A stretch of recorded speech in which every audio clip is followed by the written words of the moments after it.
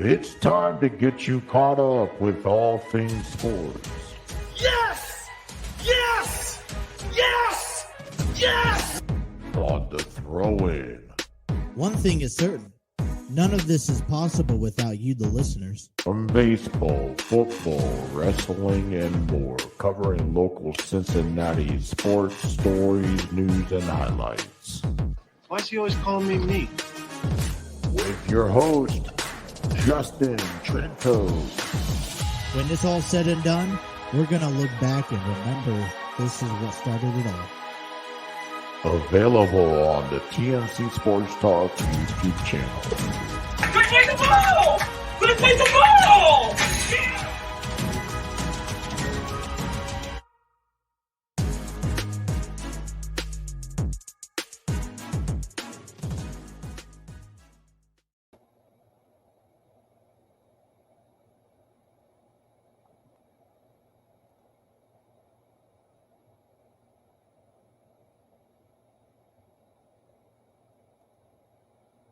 Well, a very happy Thursday and Monday, in that matter. Let's kick the week off right here. Welcome to another episode of The Throw-In here on the TNC Sports Talk YouTube channel. My name is Justin, and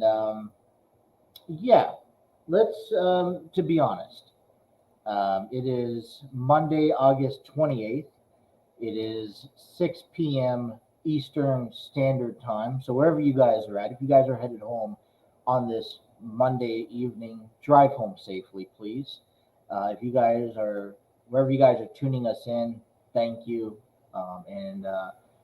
It's been a long summer, but, we're back and we're glad to be back and we got a lot to talk about. I wish I was coming to you guys off of better news and better conversation and better stories. But this is something that has to, in my opinion, has to kind of just get thrown out there right away. We have to talk about it. I'm not the first one coming out here talking about these stories. But the series of events that happened last week.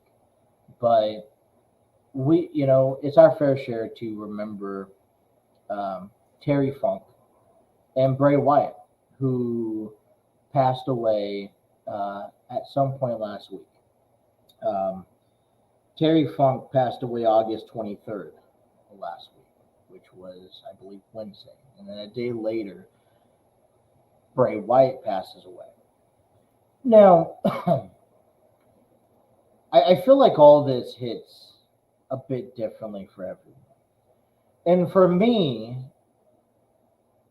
I feel more emotional. I feel more sympathetic. I feel more devastated to hear that Bray Wyatt passed away, more so than Terry Funk. And I love both men. Both men have left their stamp in the professional wrestling world, and it does trigger me in a certain way. And maybe because Terry Funk he passed away at 79, and I feel like the reasoning maybe it's not as sincere, it's not as emotional as expected to be. To lose Terry Funk is because for me he was before my time. He's wrestled for WWF, WCW, ECW, but Terry Funk, he made his name. He left his legacy in the square circle before I was even born. So if it doesn't hit a certain way because, with Terry Funk, it's not because I don't like Terry Funk. I love Terry Funk. It's just, it's because, maybe because it was before my time. And I don't know, and this is one thing that ponders through my head is like, it hits hard with Bray Wyatt. I'm still in disbelief that he's actually still gone. You know, I was sitting on the couch Thursday afternoon, and I get a text from a friend of mine saying, "Rest in peace, Bray." And I was a bit confused. And then he calls me up and he says, "Hey, I just got report that Bray Wyatt passed away." And for a moment, him and I were kind of very much so disbelief at the news that was breaking. Um, because, last time we saw Bray in a ring competing on WWE, it was, practically the Royal Rumble at the beginning of this year. And so he goes on this hiatus and he was dealing with physical and mental health. And I think what gets me even more is that there's rumors about Bray. All right, he's going to finally return. Expect his return here in a couple of weeks. And then we get struck with this type of news. And I'm like, oh man, it hits. It hit hard. It hits hard. It truly does. Both men have left true legacies in the ring.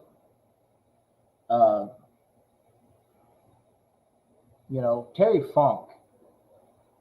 He's entertained us in more ways. It's kind of funny when you talk about Terry Funk because he's one of those guys that would go the extra distance to put, to really portray his wrestling matches.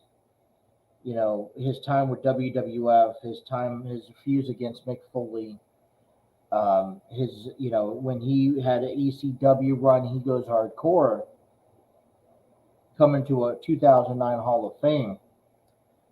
We all knew who Terry Funk was.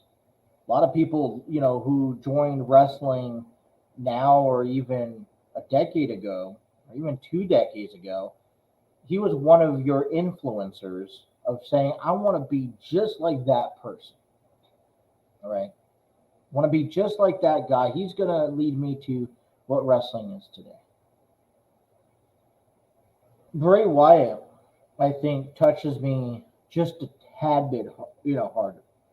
And I'm trying to find the right word, so I apologize if some of this doesn't necessarily come out the way that I want it to come out. But Bray Wyatt, I love something about characters, the dark characters, the mind games, the mysterious aura behind that person. Everyone knows here by now that I'm a Undertaker fan by heart. Okay. I'm also a fan of Kane. I also am a fan of the Boogeyman. I'm also a fan of Papa Shango. And it's interesting because you talk about, the Godfather's other characters that he's had, and a lot of people don't really give any credit, to Papa Shango.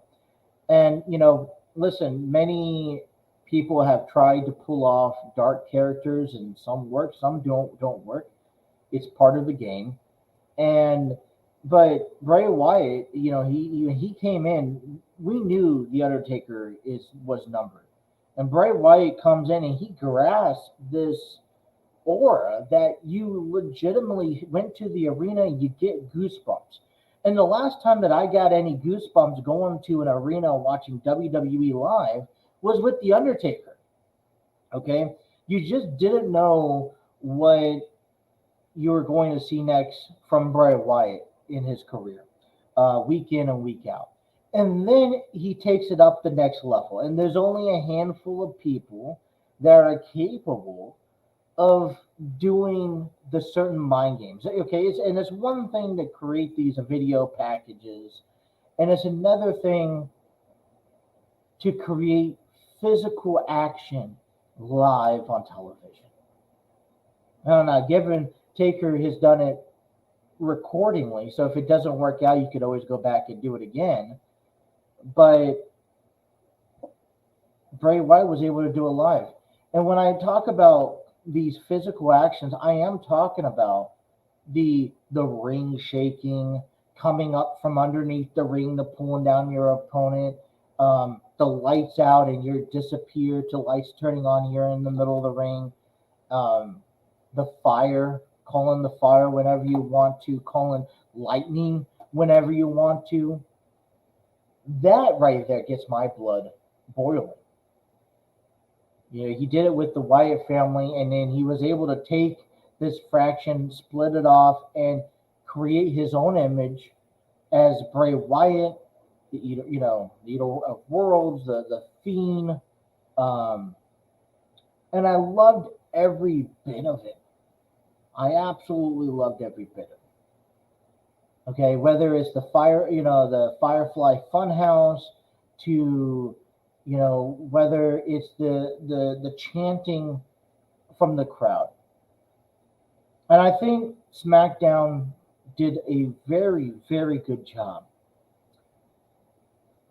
honoring and highlighting both men. Now, we knew that Terry Funk, he's going to be honored in a different way. And I liked how Cody Rhodes came out, gave a liberal message in sharing memories for Terry Funk. But I think you knew, when it comes down to who was going to get a bigger reaction, both of them going to be missed, hands down. But you knew that there were going to be a bigger reaction from Bray. And I like the extra essential thoughts and the messages and the matches that were in his honor on SmackDown. You had the entire locker room on the stage, which I think is always incredible. What's nice is that, and then you had Michael Cole, who began SmackDown, on ringside, talking about both of these men. You had Braun Strowman, you brought Eric Rowan in there, front and center, which I thought was touching. You also talk about then leaving, you have the video package play, and then you have Bray Wyatt's chair, symbolic. And he's, and then it cuts off. And that's a great way to kick off the show. And I think throughout the program, remembering both men, especially Bray Wyatt, I think was incredible. And then LA Knight has this tribute match against The Miz. And, technically his last opponent. And then you finish off the show with Bray Wyatt's lantern in the center of the ring, Bray Wyatt's figure on the Titantron with the butterfly wings. I just think that's touching and heartfelt, and there's no words to describe it. I've had some time to think about this loss, to think about what we miss the most and stuff like that. There's rumors that WWE may or may not continue with the story, and it's going to be kind of very difficult to continue because this wasn't just a character, who was portraying, this wasn't just a human being who was portraying a character. This was a human being who was telling his story, who felt these demons, who felt this way for a long time. This was a person who brought it to life. And the only way you could bring a character like this to life is if you live it. Why do you think The Undertaker lasted so long? Because he didn't just play a character. He lived it. He went dark. And when he did do television sightings, he was in full-on character. He lived it for 30 plus years. Kane lived it for so long. And that's why Bray Wyatt was capable of pulling it off. And I don't think anyone can come close, even if you wanted to do something with someone like Uncle Howdy. I just don't see it possible. And I honestly, and I not to be a Debbie Downer to the WWE, not to be someone to bash them if they did try to continue, but I feel anything moving forward with this character, with this aura, with this type of storyline, with this type of character, just honestly ruins and tramples over what's been created because it was such a fine art in this professional wrestling world. So Terry Funk and Bray Wyatt will truly be missed. Um, and I listen. I do hope that this coming up year in Philadelphia, the Wyatt family, Bray Wyatt especially, gets inducted into the Hall of Fame, not as only as a person, but as a character. I mean, there's such an honor. Um, and whatever, the condolences to the friends and families of both men who passed away last week that we lost in this wrestling world will go out. So prayers have been sent throughout this past weekend. We have to find a way to, you know, rejoice life in this talk show. Like you said, it goes back around to saying, one is one thing. When you're 79, you're retired, and you've done your wrestling, there are, time calls, right? And one thing we've learned over time is that, when it's your number and you get that phone call saying it's time to go, you can't argue. And regardless if you like it or not, and regardless for the ones around you like it or not, right? I mean, Terry Funk has left his friends and family. Bray Wyatt has left his friends and his family and his kids, and it's going to be a tough. It's tough just to imagine. With two kids of my own and one coming on the way here in a couple of weeks. It is heartfelt to see what has been left behind, but both of these men would not want us to mourn over a life of theirs. Want us to celebrate, to rejoice. And so that's what we're going to be doing on this dedication show to both Terry Funk and to Bray Wyatt. All right, so what do we have in store for you guys this afternoon? Well, a couple of things is note worth mentioning. For the first part, okay, we'll talk about the Cincinnati Reds. All right, we are officially on the backstretch, and the Reds have kind of had this road trip on the West Coast, the last big road trip that they've had, and they'll begin a 3-game series against the Giants tonight. Well, they got to find a way to regain control over, a wild card position. They're not far behind; they can still do it, but this is where I ask or I question if not making a decision at the trade deadline is coming back to haunt the Reds.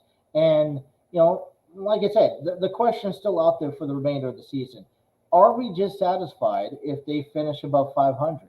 Or do we need more as a playoff run?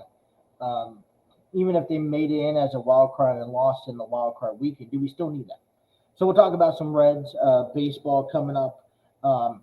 Preseason done and out of the way. We got the Cincinnati Bengals, who took a tough loss on Saturday against the Washington Commanders, and there was a couple opportunities that they should have had, but I think there was a couple overall goals and objectives that we were looking forward to seeing. Talk about the Bengals. Get you guys ready for week 1, which is a week from Thursday, where the Detroit Lions and the Kansas City Chiefs get underway.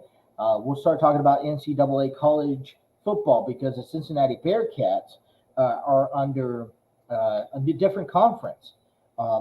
And I got mixed feelings about that. So I'll talk a little bit about that today, kind of just taking us through on a Monday. If you guys are watching us on our YouTube channel, be sure to hit that like, share, and subscribe button. If you guys are watching us on our Facebook and Twitter page, like it, share it with a friend, comment in the comment sections, get a part of the conversations going on this afternoon in the sports world. Be sure to, if not, hey, if you guys are downloading us and listening to us on our audio platforms, hey, we thank you, we welcome you, and you can download us on all major platforms here. You guys can also check out our website at www.tncsportstalkshow.com. That is www.tncsportstalkshow.com. All right, let's take our first time out of the evening. When we come on back, we'll talk some Major League Baseball. You guys are listening to the Throw On the TNC Sports Talk YouTube channel.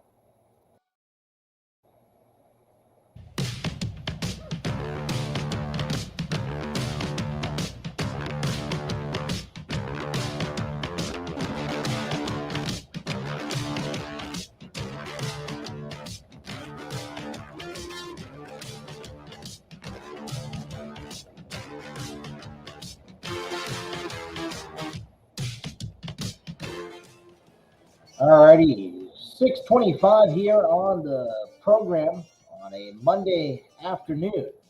Welcome back to the throw-in here on the TNC Sports Talk YouTube channel. My name is Justin, and we are coming to you live from the StreamYard Studios. Thanks to StreamYard Studios, the proud home of the TNC Sports Talk YouTube channel. We can create podcast videos, host virtual business meetings, and even conduct interviews. Check out their free version today at StreamYard.com.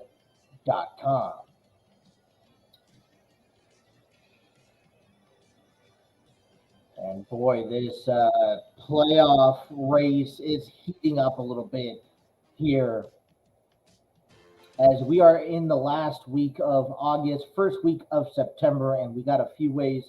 We're on our final. I'm going to consider this the final stretch, okay, for Major League Baseball, right? I mean, that's how it feels like when you have, the final month, and you have teams that are already know that they're going to be in the postseason. Okay, I'm sorry to say it, but the Dodgers already know they're going to be in the postseason this year, and they're coming in with 80 wins. They are 12 games above the D-backs, who just took care of the Reds. We'll talk about that here in a moment. But, they're 12 games in the NL West, above the NL West in that division. And then you got a 12.5 game lead for Atlanta in the East. And you kind of just get that feeling, hey, we're gonna be okay. We're gonna make it to the postseason. And that's typical. I mean, everything else right now, according to what I'm seeing on MLB.com, seems very, very straightforward. Okay. So you talk about, there's a couple of interesting things that happened over this past weekend. For example, Seattle took first place in the AL West. And, I understand that it's been a while. It's been a while since I've seen, since I kind of tuned back in and caught up. I've been on a little hiatus for the past month, 2-3 months, at a time. But Seattle is doing pretty well. They have that first place.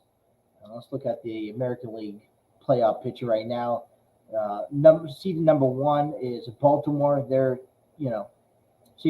out there in the East, and then Seattle is in the West. Minnesota is in the Central. If you look at the standings right now, Texas and Houston are only a game back of Seattle in the West. So we're coming down to September, and it could go either way.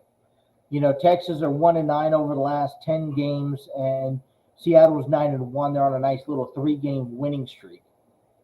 And you kind of hope that, it's what creates a nice race. But, I've seen Texas in the lead for throughout the duration of the year.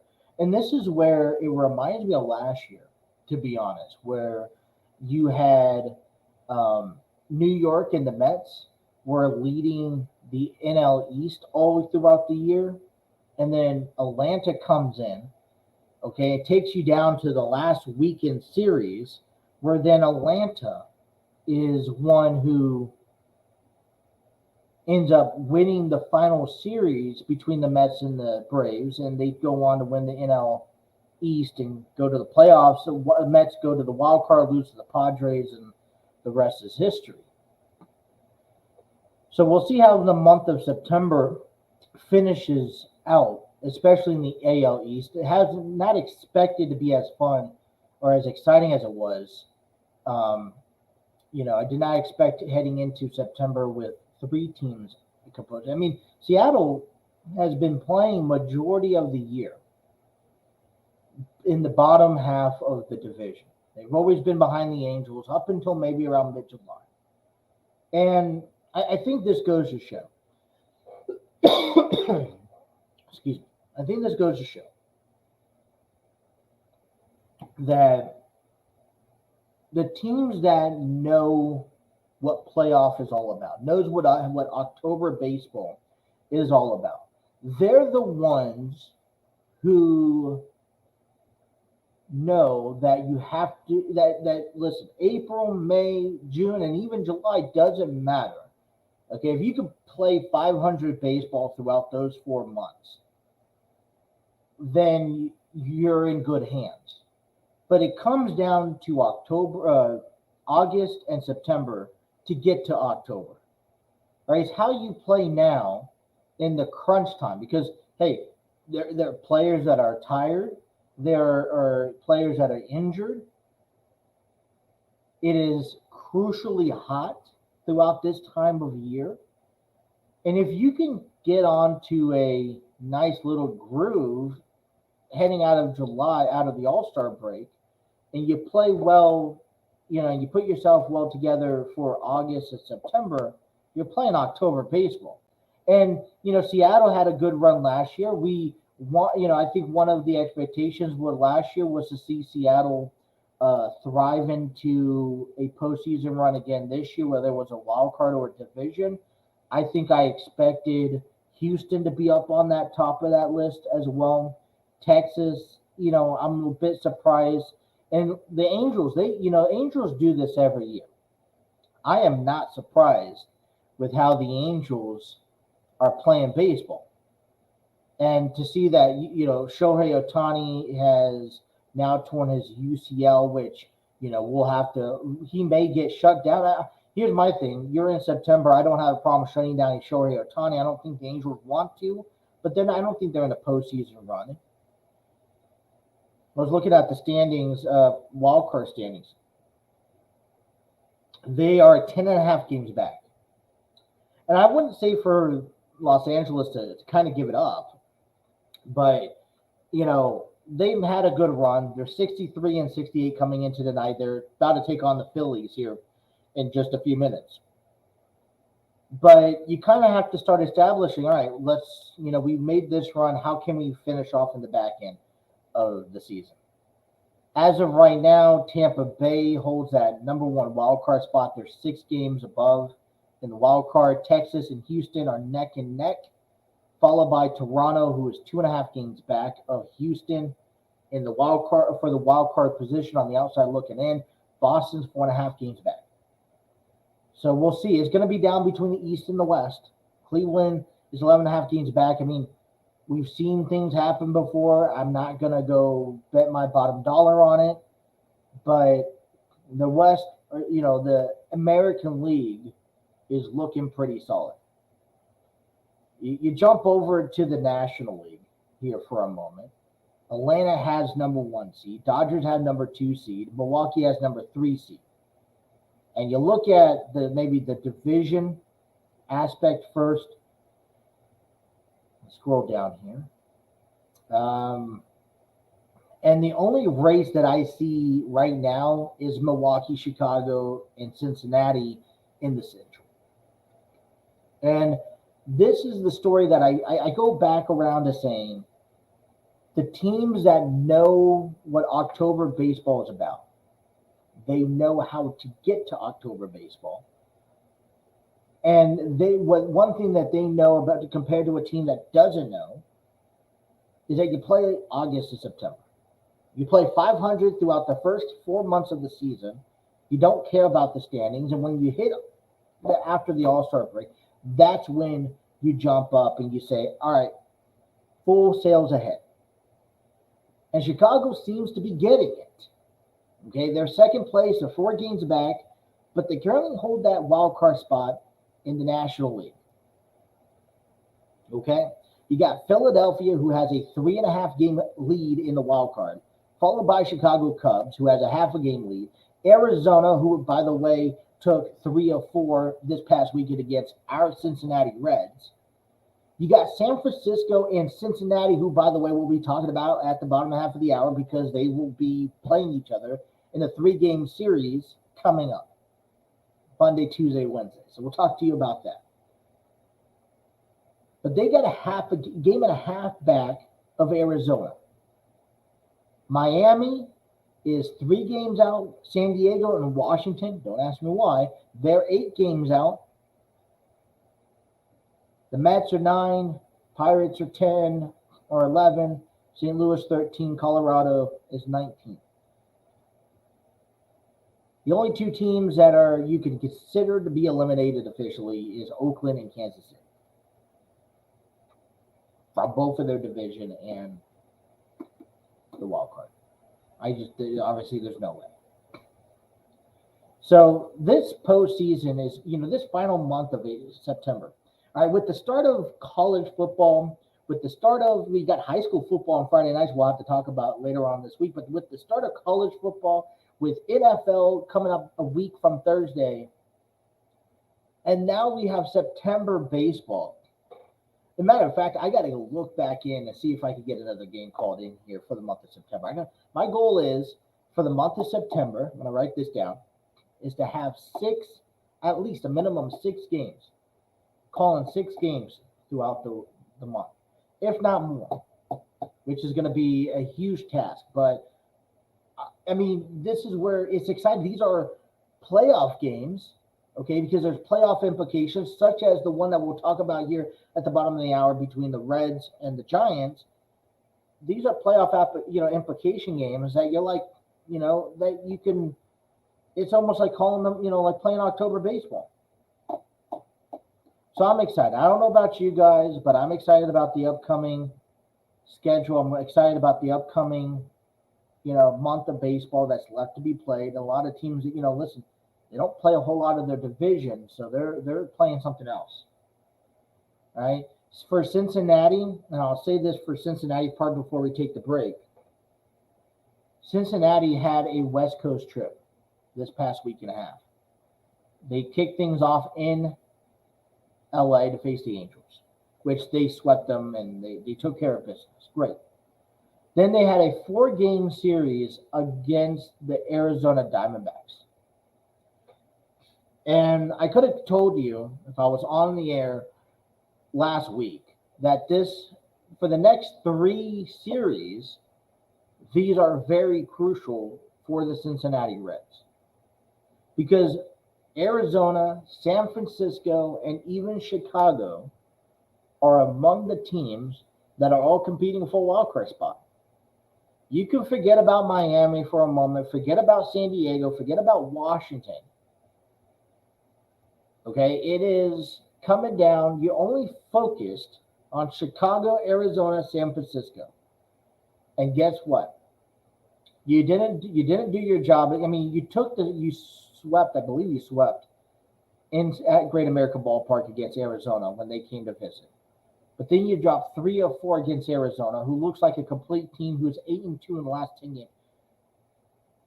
Philadelphia 7-3, Chicago 7-3, Arizona is 8-2. And now you got San Francisco coming up, and then you got Chicago coming up this weekend back at home. So not a good start to the important games that we need to win. But it's also, but you're also coming into this series 1 game above 500 on this road stance. So talking about that road stance, let's talk about the Giants and Reds coming up here when we come back from break. You guys are listening to The Throw-In here on the TNC Sports Talk YouTube channel.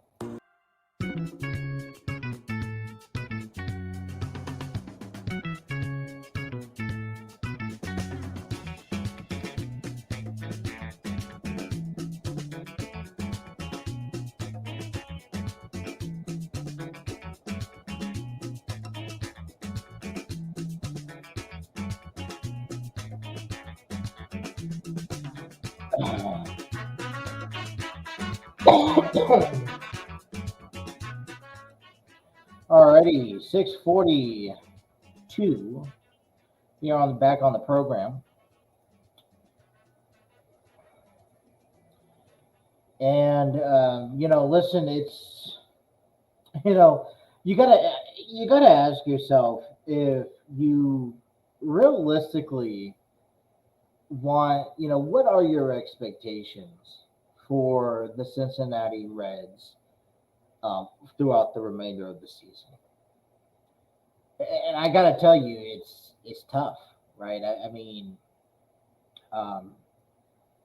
you do so well against one series, and then you drop a series, especially the series that you need to win, and the Arizona Diamondbacks. Here's how the weekend looked here real quick. Cincinnati drops 3 of 4 against Arizona on the road. Chicago wins 3 of 4. That doesn't help us whatsoever. St. Louis gets swept by Philadelphia, who, if we know St. Louis ain't playing well, but Philadelphia has a 3.5 game now lead in the wildcard division.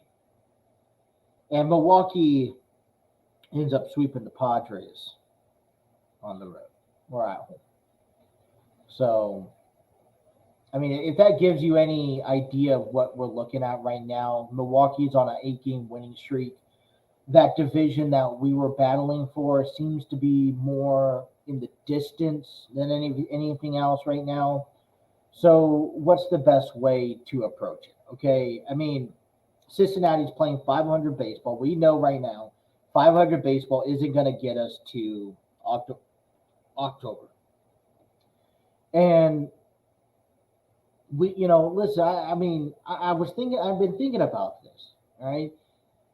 The Reds, they're 68 and 64 coming into tonight's game.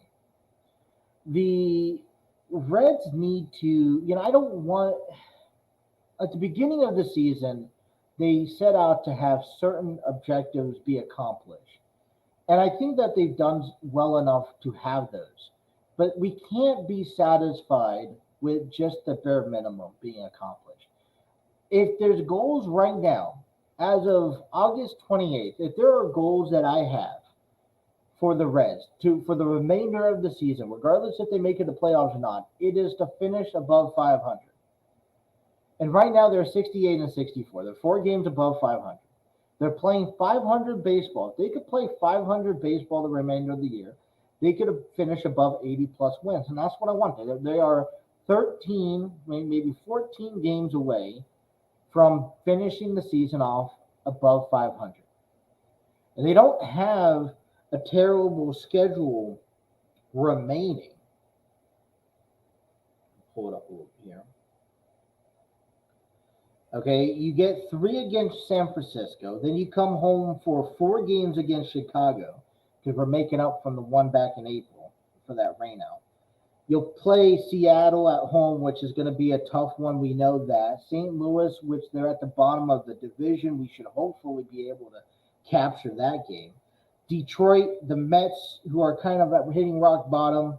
Pittsburgh at rock bottom. Cleveland kind of going to hopefully probably be out of the contingency by the time we see them at the end of September. We have about a 500 month if you think about it. You add up the games. But we have to set goals. We can't just be satisfied with what we've done so far throughout the course of the year. That just isn't good enough.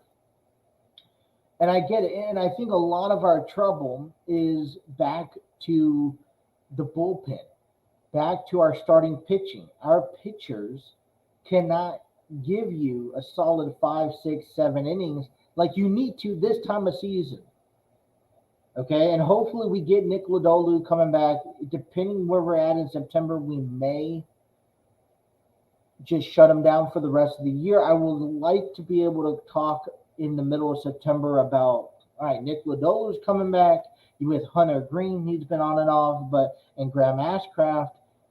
We can see something positive out of Brennan Williamson, Andrew Abbott. I mean, we gotta find that sense of urgency throughout the next what 1, 2, 3, 4, 5, 6 weeks. We gotta find ourselves 5 weeks, and I was actually just getting this. I just got this in. Matt McClain is on the 10-day IL list because of a infielder. Matt McClain is on the 10-day injured list. Outfielder Stuart Fairchild activated from concussion IL. Matt McClain heads to the IL with the right oblique strain a day after going 0 for 4 with three strikeouts against the D-backs. Ellie De La Cruz will likely get most of the reps at shortstop. National League Rookie of the Year contender McClain was batting .290 with 16 home runs and 14 stolen bases. Fairchild returns to game action for the first time since August 20th, which has only been 8 days. So a little bit of bad news coming right now out of Cincinnati.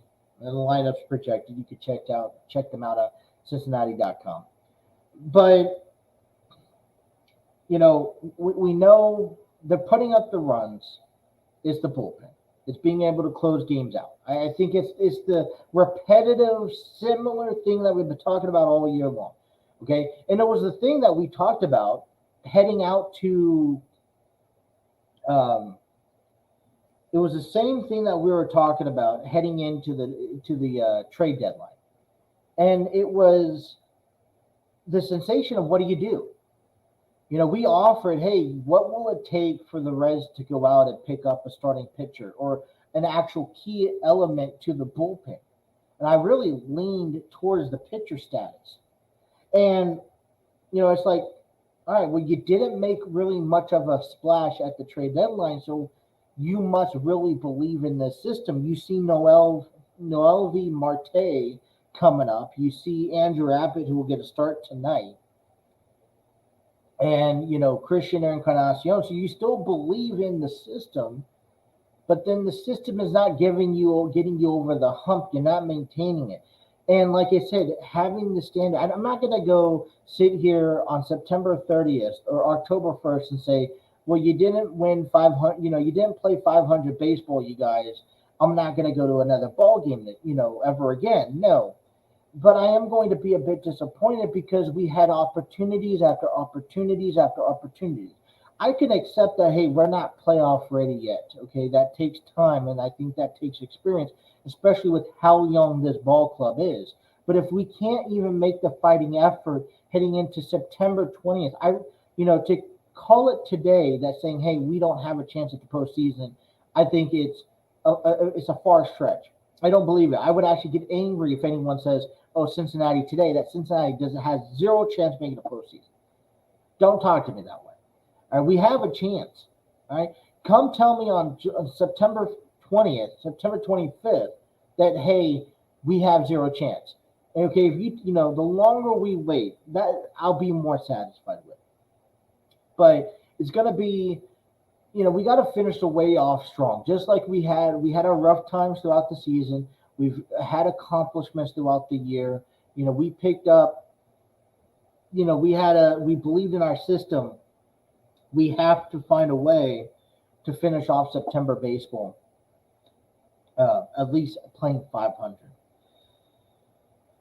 Well, we take a look at games tonight in the NL Central with the Cincinnati Reds facing the Giants tonight at 9:45, their last West Coast game on the season. The 68-64 Reds will have left-handed pitcher Andrew Abbott on the mound. He's 8-3 with the 3.16 ERA. He'll be going up against the 67 and 63 San Francisco Giants, as they will send out left-handed pitcher Kyle Harrison to the mound, who has a 5.4 ERA. And what I really like about this series is that the Giants are 3-7 over the last 10 games. They haven't been playing great baseball. Yeah, they won last night on Sunday Night Baseball, but they have also played against the Atlanta Braves. And you know how much exertion you have to get out playing a good team like the Atlanta Braves. The good news is that we don't. I mean, other than maybe Seattle, other than maybe Chicago and maybe St. Louis, we don't really have to exert ourselves too much to get us to lose balance and lose control. We'll see coming up here in the next hour, we'll see the Padres kick off a series against the St. Louis Cardinals. Left-handed pitcher Blake Snell will be on the mound, going up against right-handed pitcher Adam Wainwright, who is 3-9. I kind of laugh at that a little bit because Wainwright, decided to return this year, but I digress. 8:05 p.m. Eastern Standard Time, we'll see Milwaukee taking on Chicago. Now, this is a good series that I would like to see Chicago kind of even out the playing field. I'm rooting for the Cubs tonight. Milwaukee will have left-handed pitcher Ray Miley on the mound, taking on right-handed pitcher Jameson Talion. And then at 8:10 p.m. Eastern Standard Time, the 73 Pittsburgh Pirates taking on the 41-91 Kansas City Royals. I'm not really paying attention to what's going on there. Really don't care too much about St. Louis, San Diego, although I don't want to see I do want to see San Diego win, but then I don't want them to win because I want to keep them as far away in the postseason as possible. I'm going for the game of the day, games to watch out for on a Monday night tonight. All right, there's no baseball, there's no football going on, by the way. Milwaukee and Chicago is a game that we have to pay attention to. Okay, but we have to take care of business ourselves. If you're looking at a game that you would also like to watch, tune into Cleveland and Minnesota is another one to follow. They're fighting for the AL Central there. You take a look at tonight's. It's a 3-game series against the Giants. We told you about Andrew Abbott going up against Kyle Harrison, 9:45 Eastern Standard Time. Tomorrow night is going to be Brandon Williamson taking on Alex Cobb. And then Wednesday is going to be an early afternoon, 3:45 game. Hunter Green taking on Logan Webb. And then we get a day off. We'll get the 31st off so that we can come back in, and we'll have a 2-game series against Chicago. We'll have a 4-game series, a makeup from back in April, and then a 3-game series for this week. So we'll actually have a nice little 10-game homestands. We'll have 7 of those games playing within a week before having next Thursday off. So we have our work cut out for each other here in to wrap up the month, to begin the month of September. But I'm telling you guys, we got to find a way to finish off this season strong and just make something happen. All right, hour number 1 is complete. Coming back in hour number 2, the NFL preseason is complete. All teams left have to do is cut their roster size down to 53 men. Who do you think the Bengals should cut? Especially since we're getting to quarterback positions coming up here. First game of the season for the Bengals is against the Browns on the road. Is Joe Burrow ready for that one? Let's talk about some of that coming up here. We'll also talk about some college football as Week 0 went underway this past weekend. And we'll talk about what happened. But we'll also talk about the Bearcats who joined the Big 12. All that, still more to come. Thank you guys for tuning in. Hour number 1's complete. Hour number 2's coming up right here. You guys are listening to the Throw-In on the TNC Sports Talk YouTube channel.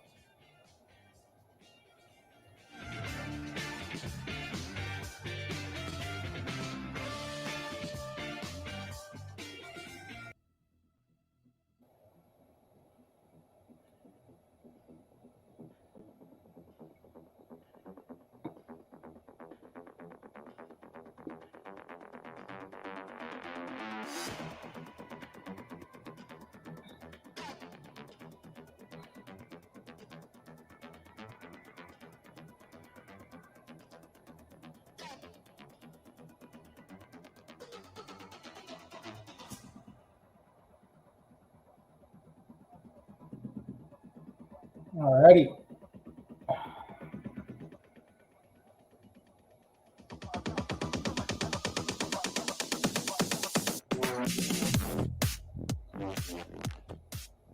7:01 here. Hour number 2 begins on the throw-in. I'd like to give a big shout out, proud home to Spreaker from iHeartRadio. Spreaker able to upload every podcast to all major audio platforms such as Apple Podcasts, Google Podcasts, iHeartRadio, Spotify, Spreaker. Be able to view your analytics, be able to monetize your each and every episode, and collect some sort of income that way. You got to check out more information and their free option at Spreaker.com. Number 2 here, kicking off on a Monday afternoon. We welcome everyone who is just tuning in. And, we talked at the beginning of hour number 1. It's hard because I want to find the right words to say when it comes to giving my sincere thought and impression about talking about, wonderful talent guys like Terry Funk, Bray Wyatt. But then this past weekend, we get hit hard again. Bob Barker passes away at 99. And I'm just like, oh boy. Oh my gosh. And like I said, I'm not trying to, no disrespect intended for anyone. When you're up there at the age, it is hard to see, the people that you love and the people that you enjoy, that you kind of built your life on, whether it's personal, whether it's just, on television, it hits. And Bob Barker, one of those guys with Price is Right. And, it's like, man, what is this world coming to? And it seems like every year, you always get a celebrity or two that really hits you hard in the wrong way. But, he passed away this past weekend at 99, which is a good number, I think. I don't know. I'd like to maybe stay, I don't know. My grandfather, who passed away last year, right after my birthday, the day before my brother's birthday. My brother and I had birthdays 3 days apart from each other. I'm on the 23rd, and he's on the 26th. And our grandfather, step-grandfather, however you want to look at him, he passed away the day before my brother's birthday on the 25th of April. And it was tough because we're in a position where, unfortunately, I couldn't make it out to the funeral. But, I've had conversations with him in the past. And one thing that that kind of recollects in my mind that, as you get older is like, do you have an expectation of how old you want to live up to? How old would you originally say, okay, this was a fulfilled life if I was able to live up to a certain age? And, I think, he passed away in his 90s. And, he was like, he told me, he was like, man, I tell you, I didn't expect to be past in my mid 80s. So every day after, my 80s is all just a blessing. So, I mean, when you see guys like Terry Funk at 79 and Bob Barker at 99, it's like, you keep on, I guess, living. They've accomplished more than probably what they've expected to accomplish, and then some. So we'll talk, so condolences to the friends and family of Bob Barker, but man, wow. All right, so let's talk about a couple of things. So, on this program, we talk quite often about our website that you can head to. I know I have not updated. It's been a while. So I will be getting that stuff updated, but you guys can check everything out, TNC Sports Talk related, through our website, through www.tncsportstalkshow.com. That is www.tncsportstalkshow.com. You can check up all the latest episodes, news blogs, videos, audio platforms. If you guys want to comment in, maybe request to be a guest on our show, this is the platform to do it. And I encourage you guys to check it out, subscribe. I to emails. Don't miss a single moment of action. Everything that happens through the TNC Sports Talk YouTube channel is right there on our website. So visit www.tncsportstalkshow.com for more information. But there is a friend of mine that owns actually a local store called Aspire and Glow. And if you are in the area, it's more of a authentic collectionable clothing apparel store that and a matter of fact, I'm just going to show you because I created a website for him a couple months ago that we just kind of been building off of here lately. And I really like it. I'll take a lot of pride into showing this off because, you know, he's an entrepreneur himself. He came here a couple of years ago, opened up the business, and, you know, he's in a remote location that doesn't necessarily get a lot of foot traffic. So I told him, I was like, one of the better ways to help generate yourself is to get yourself out there on and create a website. So you guys could check out, and invite you guys to check out Aspire and Glow here. It's a website. So you can head on over to www.aspire-glow.com. Check out everything that he has. And I want to let you guys know it's still a growing website, but we have things such as shoulder bags, tie-dye. He has a bunch of tie-dye t-shirts, anywhere from small to 4XL. Okay. He also, some other products that he's been, you know, I just posted up a whole bunch last night. Some gemstone necklaces, some gemstone bracelets. They have blankets, jackets, hoodies of rock and roll, backpacks, and so much more. Now, I'm being, you know, this is a serious thing. So you can check this website out as you see here. And they got backpacks, hoodies, jackets, shoulder bag, blankets, bracelets, necklaces.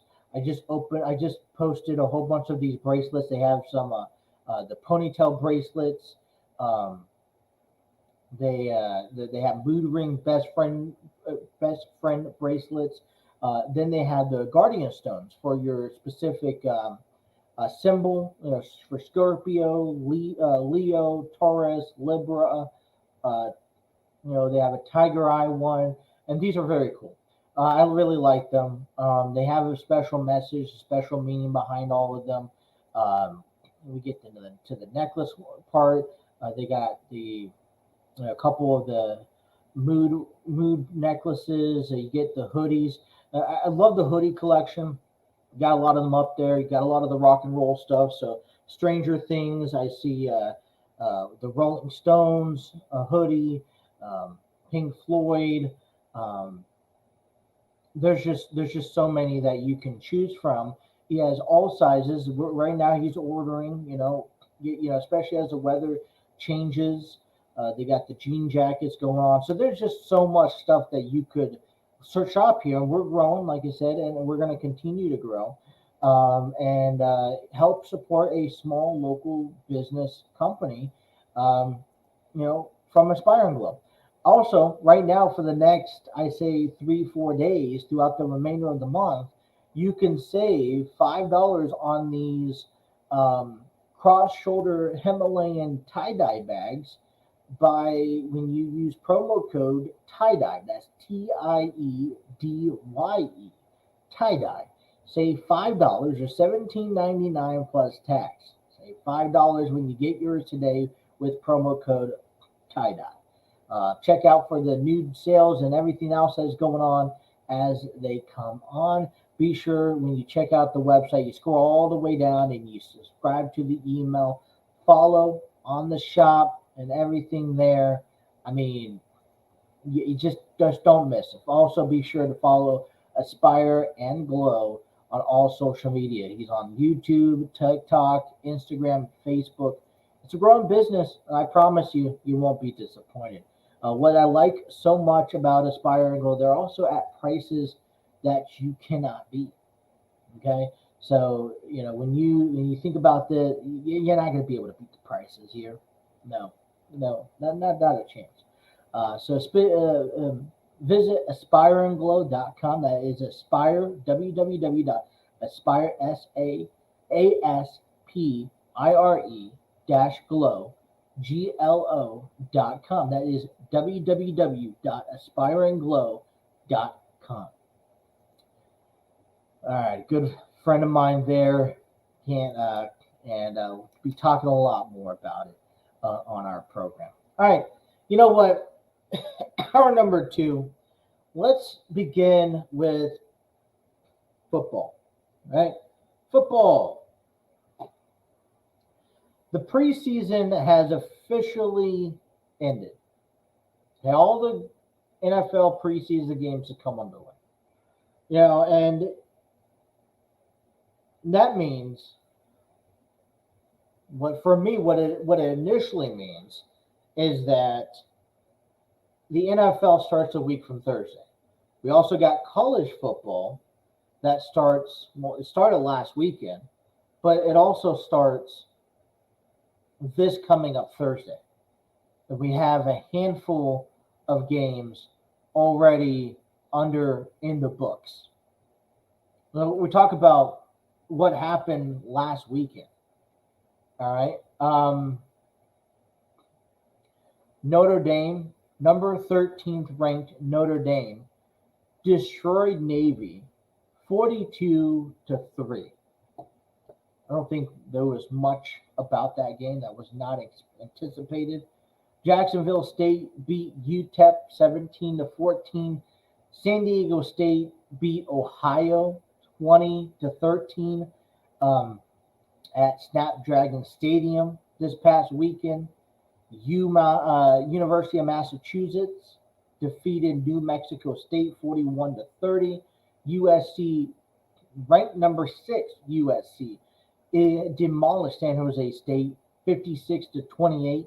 Louisiana Tech 21-17 over FIU, and Vanderbilt beat Hawaii 35-28. Now you got to remind yourself one thing here, you guys, is that this coming up college football season, there's been a lot of changes to the conferences. Okay, and let me see what I can pull up that real quick here. And here's what I mean by that. And we're going to get more into it here a little bit later on. But Navy joined the AAC. Remember when Cincinnati Bearcats in Houston and UCF was in the AAC? Now you see Navy in the in the AAC. You got the ACC down in the divisions. All right, so you got 2 divisions. Nothing really changed there. Nothing changed in the Big Ten. Okay, you have Nebraska, Minnesota. Okay, so nothing really changed there. The Big 12 changed quite a bit as Cincinnati, we will talk to Cincinnati joining the Big 12. You have Houston, and you also have USC also joining in. Let's see what else here. New Mexico from the Mountain West, almost annihilating the Mountain West Conference, joined Conference USA. Just things that pop into my head that I kind of know off the top of my head here. All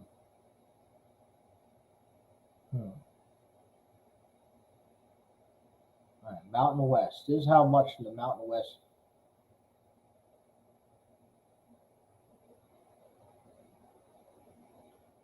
All right, you got Air Force. All right, so San Diego State's still in there. New Mexico. Okay, so that still looks.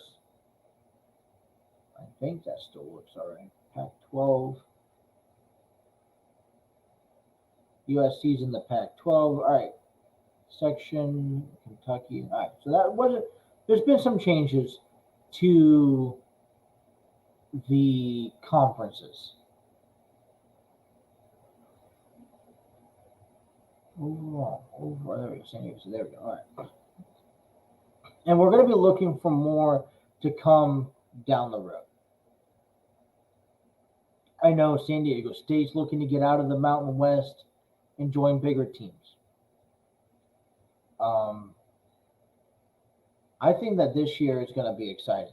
Now, I was told from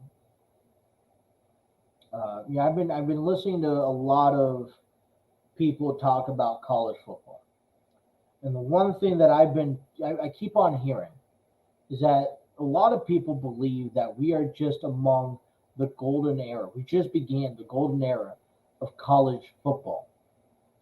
Now, I love college football. I'm loving it more and more every year. I grew up in San Diego, so by default, I am a San Diego State Aztec fan. USD Toreros, okay? I also supported any California team. So California, UCLA, USC, I'm all me. And I love the Mountain West. The one thing that I didn't like about the Mountain West, okay, this is one thing I don't like about college football in general, is it's an unfair game. You're going to get your Floridas and your Alabamas and your LSU and your Georgias and, your TCU. You're going to get those top teams. Always. Clemson, Ohio State, Michigan. Okay. But those secluded teams, self-secluded teams, are the center of attention when it comes down to college football. And I get it. They got the money. They got the primetime deals. They got the they got the games. They got the players. They got the records. They got the coaches. But it really tears down everyone else. When you're in the Mountain West Conference and you have, look at this for a second. Mountain West Conference, Conference USA, where you have Liberty and Sam Houston and Western Kentucky, New Mexico State. None of them has a chance at the college football playoffs. Even if in the Mountain West Air Force goes, undefeated, they're not going to have a chance at the playoffs. They'll have a chance at a bowl game, but no one. That's for an individual success. No one really pays attention to bowl games as much. I'm sorry, I'm going to be out there. I'm going to go out there and say it. No one pays attention to bowl games unless it's maybe your particular team that you like, or it has to do with the college football playoffs, which is, by the way, a month away from the end of the season. And I originally want to see, I'll leave it off as this, I originally want to see NCAA football rearrange their college football playoff bowl programs, where every bowl game has a playoff implication. I get it. Listen, the week after the season ends, it needs to be championship games. If you're in a conference that has a division, that championship game needs to be played that following week. Or if you take the top two teams from the conference, you have them play that following week. The immediate week the season ends. But then the week after that, play a bracket where you take at least one team, the winner of the top team from each conference, and then round it to 32, round it to 16, whatever, and divide and set a bracket where you can have what's called a college football playoffs.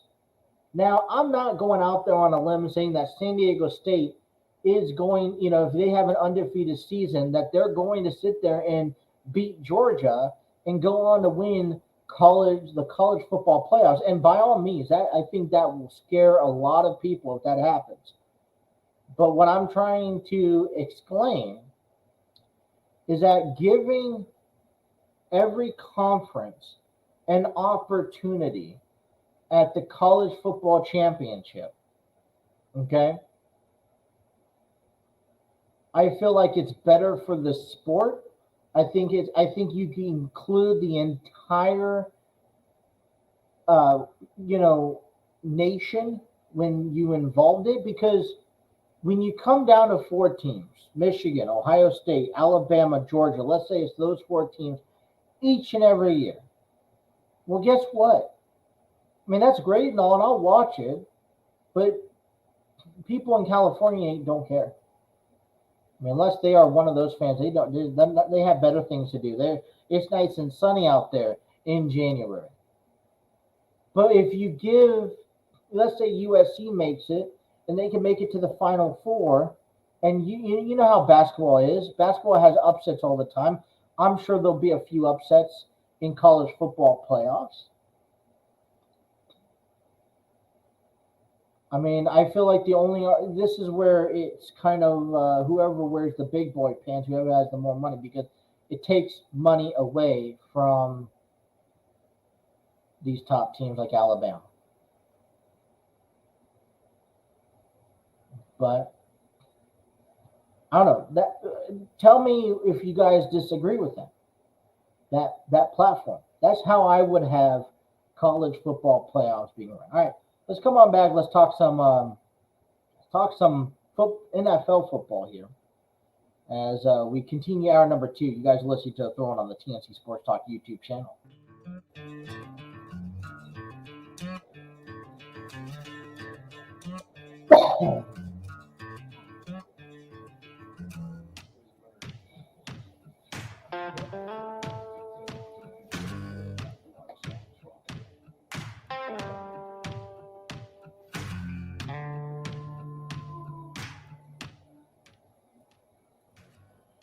Alrighty, want to give a big shout out to Epidemic Sound. Discover your world-class artists, composers, and bands. Find the perfect soundtrack and give your social media accounts the music they deserve. Epidemic Sound is a royalty-free music link. For more information, check out epidemicsound.com. Who's ready for some football? All right, some NFL coming your way in just under 2 weeks, where we kick things off with the Detroit Lions and the Kansas City Chiefs. And I'm excited about the season. I'm going to be honest, I'm not so much excited about the first game of the season. I almost feel like they made it to where Kansas City is just going to win. I mean, if Detroit and Jared Goff, if he can, the Detroit Lions can find a way to pick up a victory, I'd be honestly remorsefully impressed. I'll throw my hands up and I'd say, all right, Detroit, you can go on to the playoffs. But, I mean, overall, through and through, week 1, it's going to be. It's the time to change, and as preseason is behind us. A lot of players don't play. A lot of starters don't play. Right? You want to preserve their health for week 1 of the season, and I agree with that. Okay, we'll talk a lot about Cincinnati for the next 2 weeks, getting ready for their game against Cleveland and the Browns. But excuse me. Well, all I gotta say is that we're in for a rocky spot. It's already gone out there to say that the NFC East is probably going to be the biggest, the most exciting division in the conference, and I would testify to that, especially since the uncomfortable news, which. Don't ask me why, but Trey Lance gets traded to the Dallas Cowboys this past weekend. And I was just thinking to myself, what a big failure to San Francisco. The only loss in this is the 49ers. Okay? Now, the only reason why I think we'd say that the Cowboys lost this is because apparently Jerry Jones, from my understanding, made this deal without consulting or informing Dak Prescott nor Mike McCarthy. Stupid move, in my opinion. But you know what? It is a guy like Jerry Jones to pull off such a stupid move like he did. Okay, I got nothing against Trey Lance.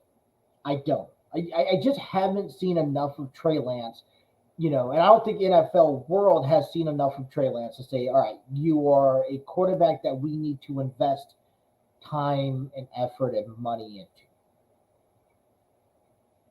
Okay, I did not believe last year when they stuck with Trey Lance. I understood what San Francisco was doing, but it turned around that he got hurt very quickly.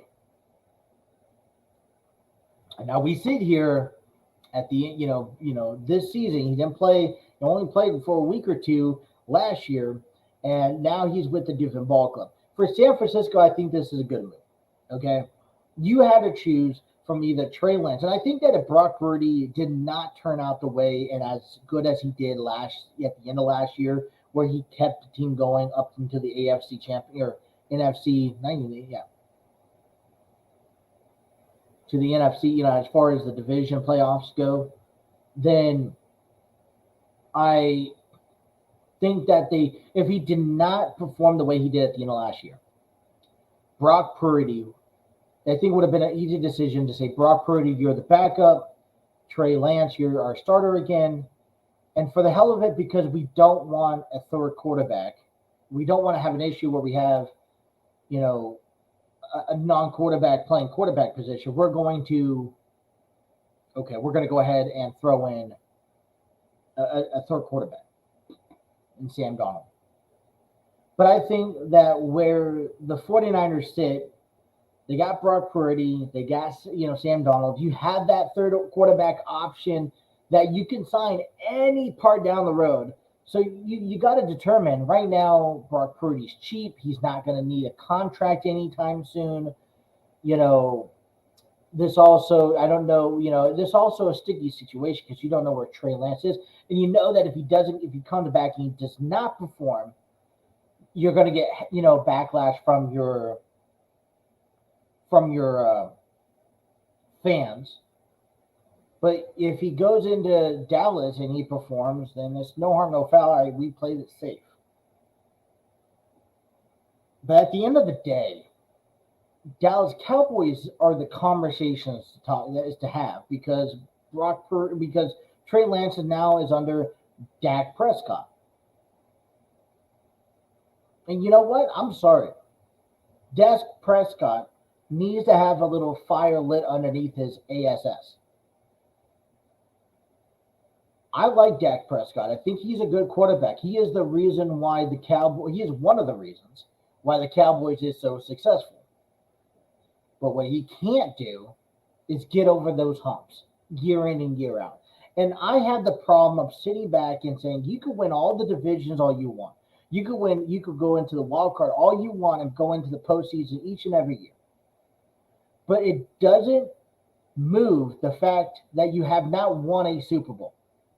And that you have not, Americans' team that is so beloved behind Dak Prescott has not won a Super Bowl. Dak Prescott has not gone to the Super Bowl. And that is where the line crosses. Okay, because at the end of the day, when it's all said and done, whenever I look at a franchise in whole, I'm not including Dak Prescott behind the wheel. So when I look at the Cowboys in 10 years from now and say, yeah, they had a nice little 5-6 playoff year run. But I'm not really going to mention it because of Dak Prescott. But when you get to, in 10 years from now, if you go on and win a Super Bowl, I'm going to remember that. That's going to be etched in history forever. And that's at the top of every year's history, by the way. Anyways, so my point is that Jerry Jones, first of all, can do whatever he wants to do. He's Jerry Jones. You got Dak Prescott, you got Cooper Rush, you got Trey Lance now. I say you take it nice, easy, and slow with Trey Lance. And if something is to happen, you have a security blanket. Remember last year in San Francisco where you had to go for a third quarterback, but you didn't have a third quarterback? But that's not the case this year. This year, on game day, you could assign a quarterback to your squad prior to the game that's not included on your 53-man roster in the event that both of your quarterbacks get injured.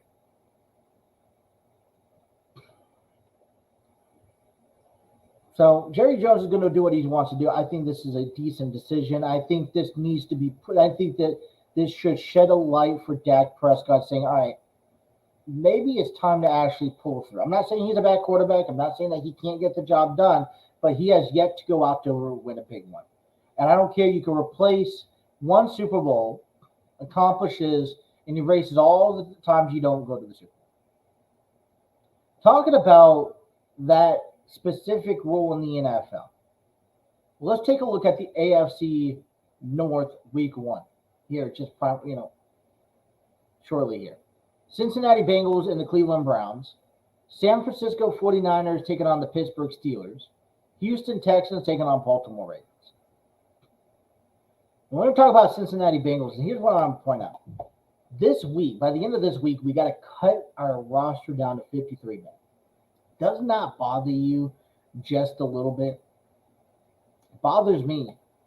Because one of the guys on the list, we'll get more in depth on it later on this week, but one of the guys on the list is Trevor Siemian. Now, listen, I'm not saying nothing good or bad, but he has not had a preseason to win over a position in my books. And we talk about getting rid of somebody or releasing somebody. Trevor Siemian is on that radar. Okay, well, it saves up on salary cap. You may be able to find a quarterback on free agency down the week. But my concern is going to lead into 2 weeks. It's going to lead into 2 weeks. A week from Sunday, and particularly against the Cleveland Browns, that we know Joe Burrow has not had tremendous amount of success with. Now, I'm not saying that we need to replace Joe Burrow, not by all means. But at the beginning of the season, Joe Burrow was out with a calf strain. Now, I've seen him at practicing. And I've seen him, but I've not seen him in a game time yet. And what scares me is that you can practice at 25%, you can practice at 50%, but you ain't playing 100%. So you don't really truly know if he's 100% ready for game day. And until he goes out there and he plays 100% week 1, and you can see that he can move around like he could move around before, then you can't say nothing about him being 100%. Great, he looks great at practice, but what is he exactly doing at practice? Is he going full contact and is he getting sacked? My other thing is, too, offensive line is a huge deal. It's a huge much, staying healthy. And until they prove me wrong, that's where I'm going to be concerned at. Also, offensive line. We know the success that Joe Burrow does not have with the Cleveland Browns. And an idea came across the table of why rush Joe Burrow back for week 1 when you know he doesn't perform well against the Browns. If you have a confident quarterback or a quarterback that can do the job, pick up the victory, and get you to week 2 when you face the Baltimore Ravens. I guess the problem is that we don't have a good enough quarterback because Trevor Siemian, how much do you trust Siemian? If you don't cut him, how much do you trust Siemian going into Cleveland, being able to play a full 60-minute game and pick up the W against Deshaun Watson, a guy who was suspended last year, who is now looking, to take the Browns to a postseason? right? So we go back around to the question, what do we do throughout the week? Do we cut Trevor Siemian and stick with Joe Burrow? And I believe personally the Bengals are going to, I'm not worried about it. Joe Burrow's our guy. He's going out there week 1. And so be it. If that's the case, then that's the case. I want the Bengals to start off as solid as possible and be able to, not risk injuries with Joe Burrow or, his bad habits against the Browns. So what would you guys do? I mean, I know a lot of Cincinnati fans will say, not worried about Trevor Siemian. Joe Burrow's our guy. He's going to be our guy week 1. And I'm almost inclined to agree with you. But if there's another option on the table to substitute Joe Burrow one more week and have him, whoever quarterback you substitute him for against the Browns, knowing that Burrow is not the greatest against the Browns. If you substitute Burrow with the Browns and it's not Trevor Siemian, who is it? Or if you don't get rid of Trevor Siemian, are you comfortable? Could you see Trevor Siemian stepping in for Joe Burrow for one game only? Be a little bit optimistic when it comes down to this question, because who knows where it takes you. All right, let's talk more Big 12 issues coming up. Bottom half of hour number 2. Let's wrap up the show with a heavy conversation. Big 12 action coming up next. You guys are listening to a throw-in here on the TNC Sports Talk YouTube channel.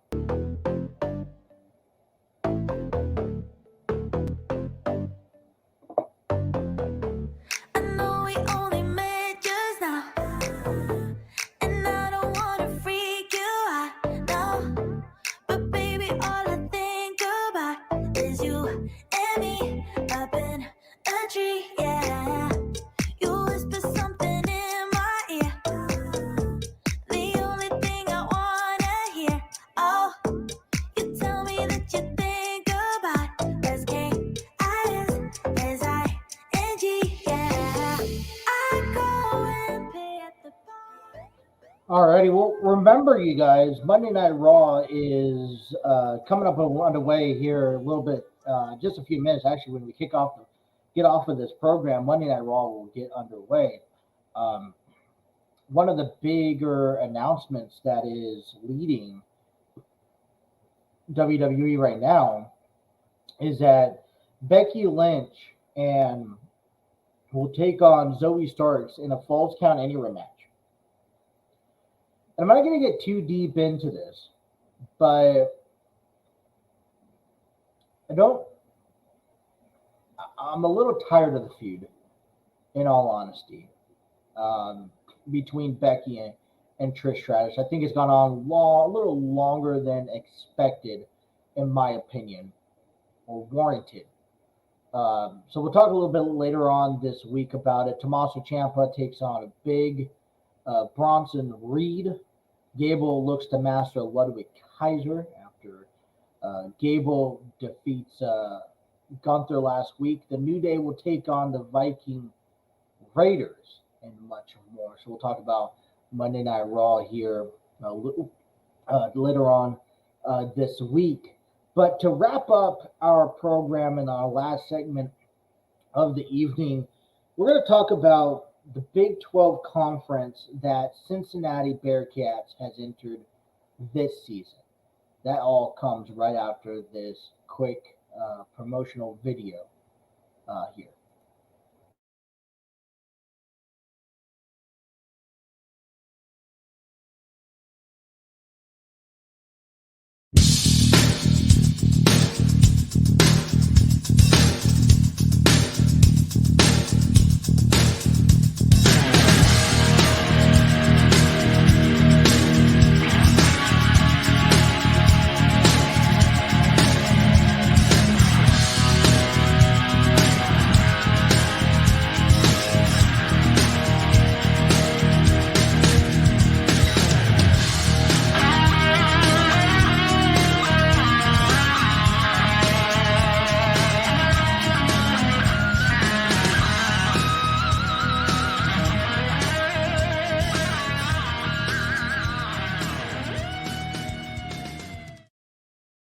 Alrighty, we want to give a big shout out to our friends over there at Armchair Booking Wrestling Podcast. Our Steve Barber and Dwaylen Davis sit down and talk all things wrestling news on their podcast, available on YouTube and all audio streaming platforms. They also have their own individual podcast. Steve has the Cubicle Chat, and Dwaylen has, I believe it's the Rockstar podcast or something like that. Let me look that up real quick. Okay,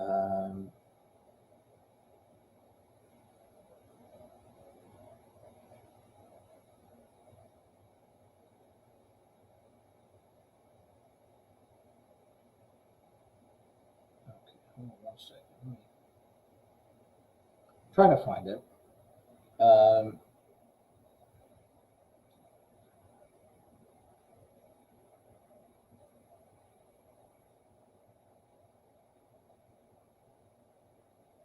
Can't seem to find it here. We'll see. I'm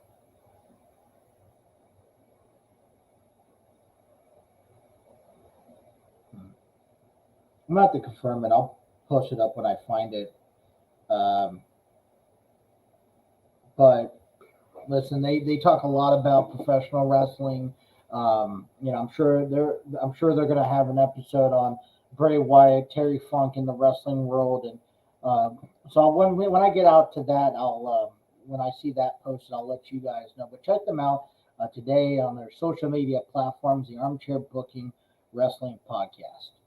All right, so let's finish off this hour here. Big 12 conference talk. The Cincinnati Bearcats, in this sense, went out and jumped ship, and they are beginning a new journey down the Big 12 conference. And I get it, and I'm all for it.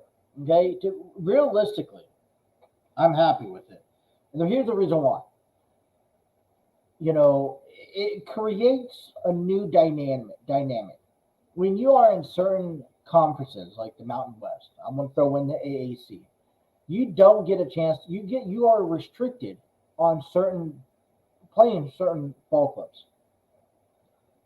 And a few years ago, we saw Cincinnati Bearcats jump to the college football playoffs, and I think it's a great opportunity. And I hope if they change the college football playoff dynamic, then we'll see more opportunities given. But Cincinnati now joins a conference that is more compelling, more competitive, that's going to have a better television deal. And I think truly for the organization, the Bearcats can be challenged and really realistically see where they stand among some of the better teams. So let me read off this year's Big 12 conference. Baylor, BYU. So we already know Cincinnati's in there. Houston, Kansas City, Kansas State, Iowa State, Oklahoma, Oklahoma State, TCU, Texas, Texas Tech, UCF, West Virginia. And right then and there, you think of some of these names, I'm liking a lot of these names. I know Baylor's competitive. I know Houston's competitive. Kansas can be competitive. Oklahoma can be competitive. I know TCU is very competitive. Texas, the Longhorns, West Virginia. And I like the opportunity that it presents for the Bearcats. Now, I will say this, okay? This is a moment that you finally get into a different conference, and it's time to show everyone what you're capable of. I'm not saying that they're going to finish off at the bottom of the list, but don't expect them at the top. The one thing I don't like about the Big 12, they're not divided by division. Okay, it's one big conference, one big division. You have, I counted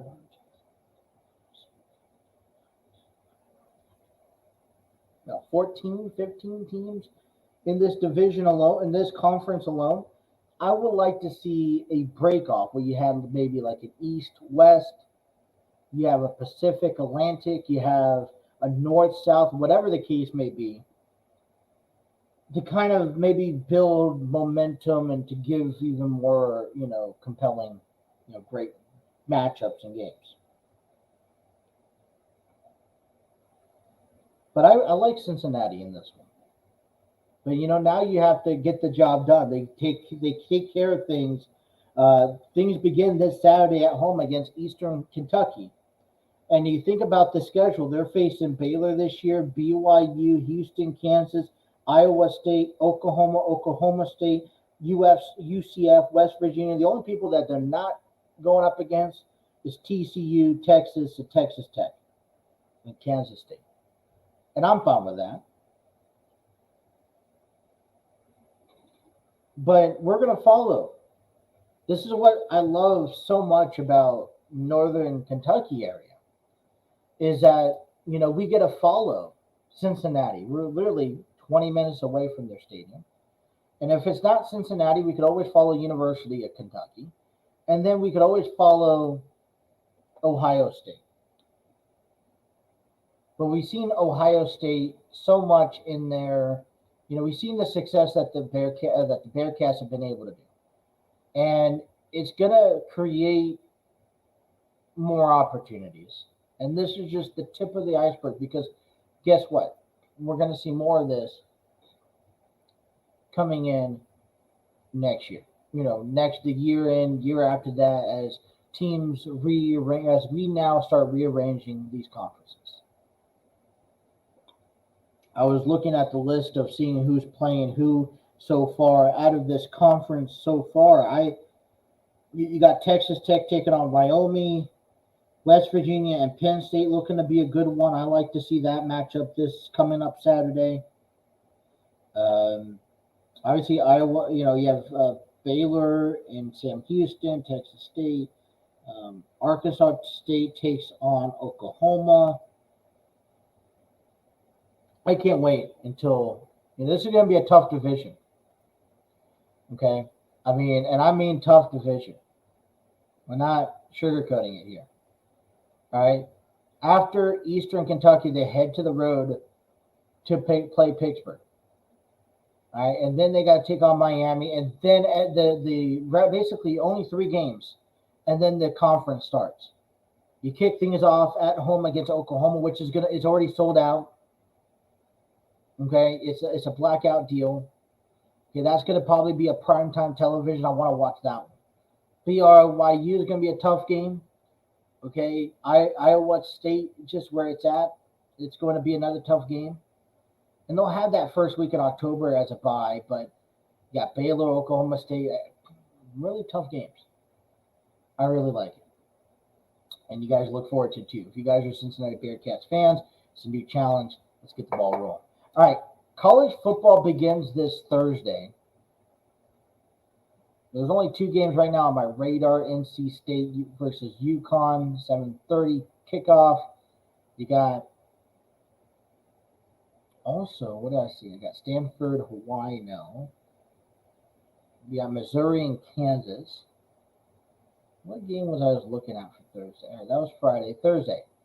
You also got Nebraska and Minnesota, which is going to be a good one. That's going to be on Fox. So, overall, we're kind of winding down, right? We're getting ready into the football atmosphere. We got college coming on as college played this past weekend. We got, the NFL in about a week. We got to talk about these teams, give our predictions, our thoughts, and all that stuff. And then, like I said, the Reds. Baseball is another great thing to talk about as the Reds get ready to kick off a 3-game series. Hopefully we come back tomorrow and we talk about how the Reds beat the Giants, okay, and they're holding it nice and firm, in the wild card position. So we got a lot to talk about here, a lot of football, a lot of baseball. We're getting ready for a great time of the season. Man, I'm excited. We're just returning back here on a Monday. We will be back here all week. I don't know what times. We will figure that out I will make sure I am back here as well. We'll be back tomorrow to talk more sports. That is it for our program.